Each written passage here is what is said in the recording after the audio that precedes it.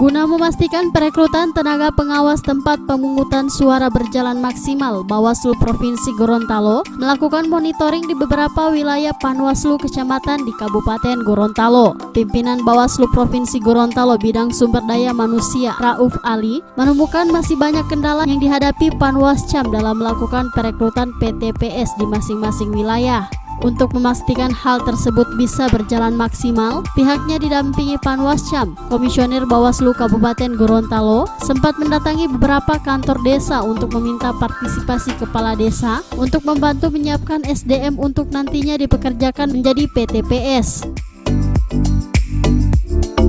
Baru 3 desa itu, setiap desa sudah ada 3 orang yang mengambil formulir untuk pengawas TPS. Jadi tadi kami minta informasi, baru 3 desa yang masuk itu informasi. Ada yang 4 orang yang sudah mengambil formulir, di 2 desa ada 33. Kebutuhan untuk Kecamatan UMM ini 61 TPS.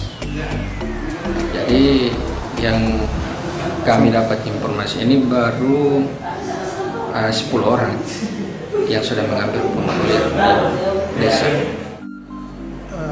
Mendatangi para lurah, mendatangi kepala desa agar mereka bisa bermitra, bisa bertanya langsung kepada para desa, lurah atau masyarakat camat untuk bermitra agar SDM yang dibutuhkan itu bisa bisa dicari secara bersama-sama.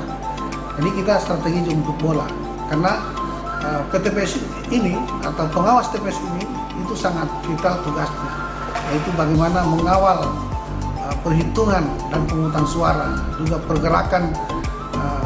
pergerakan surat suara dari TPS sampai ke PPS. Jadi tugas mereka sangat penting, karena itu Bawaslu Provinsi Gorontalo itu melakukan supervisi secara intensif setiap tahapan rekrutmen Panwascam, dari sejak sosialisasi, pengumuman, kemudian pendaftaran, kemudian wawancara, sampai dengan pengumuman siapa yang lulus nanti, sampai tentu dengan pelantikan PTPS.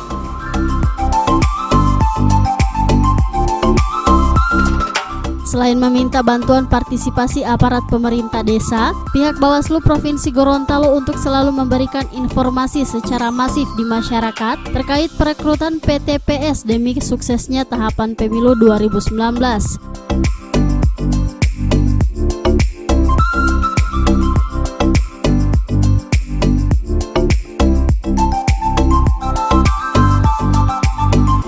Tim Liputan Advertorial Mimosa TV.